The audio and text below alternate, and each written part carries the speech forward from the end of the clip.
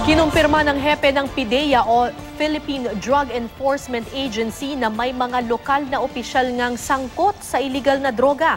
Nakakasana raw ang operasyon para rito pero hindi raw ito magiging madali. Kaya naman hiling ng PIDEA payagan ang wiretapping sa mga operasyon kontra droga para raw madaling mahuli ang mga sangkot sa illegal drugs. May report si Rafi Tima. Duguan at wala ng buhay ang lalaking ito nang madatnan siya ng pulis sa isang bahay sa sitio Villagonzalo 2 sa Tejero, Cebu City. May mga tama ng bala sa ulo at batok ang biktimang kinilalang si Alfred Domingo. Base sa investigasyon, sangkot umano si Domingo sa kalakaran ng iligal na droga. Napag-alaman ding ginagawa umanong drug den ang mismong bahay kung saan pinaslang ang biktima. Nakuha sa lugar ang ilang drug paraphernalia at mga bala ng baril.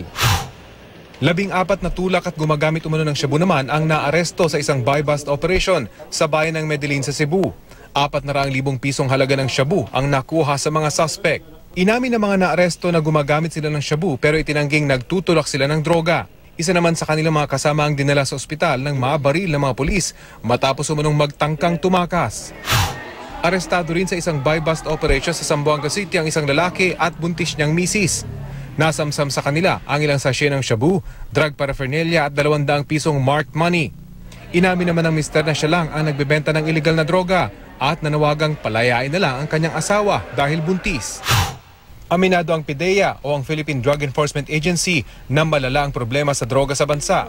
Pero bukod sa mga tulak at drug lords, meron din daw local government officials na sangkot sa kalakarang ito. Ngayon pa lang, nakakasana raw ang operasyon laban sa mga ito. Pero ayon ni PIDEA Director General Arturo Cacdac na magbigay ng numero kung ilan ang target para hindi maunsyami. Totoo bang mayroong involved na pulis? Totoo kasi nga marami na kaming nahuli. Totoo bang may local executives? Totoo kasi nga meron na kaming nahuli. Pero kung yung huhulihin pa, hindi ko pa pwedeng banggitin ng pangalan. Sabi ni Cacdac, wais na raw ngayon ang mga drug lords dahil hindi na sila humahawak ng aktwal na droga at nakikipagtransaksyon na lamang sa pamamagitan ng mga bangko. Kaya hiling ni Cacdac, mapayagan sana ang wiretapping para sa anti-illegal drugs operation. Isipin na lang ninyo kung gaano kalaki yung maitutulong nito kung kami mismo ang pinapayagan. Of course with authority from the court.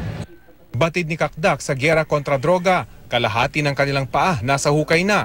Kaya bagamat wala raw siyang alam sa sinasabing banta sa buhay ng papasok na hepe ng PNP at kay Duterte, hindi raw malayong totoo ito dahil siya mismo nakatanggap ng banta. Sabihan ba naman yung mga tao namin, PI nyo, sabihin mo sa dalawang amo mo, pag nakalabas ako rito, pagugulungin ko yung ulo nila sa EDSA.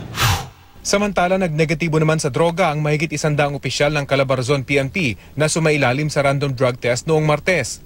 Tuloy-tuloy naman daw ang random at unannounced drug test sa nasa 12,000 pulis sa rehiyon. Nauna nang sinabi ni Duterte na layo niyang isailalim sa drug test ang lahat ng miyembro ng PNP para matukoy kung sino sa mga ito ang gumagamit ng illegal na droga.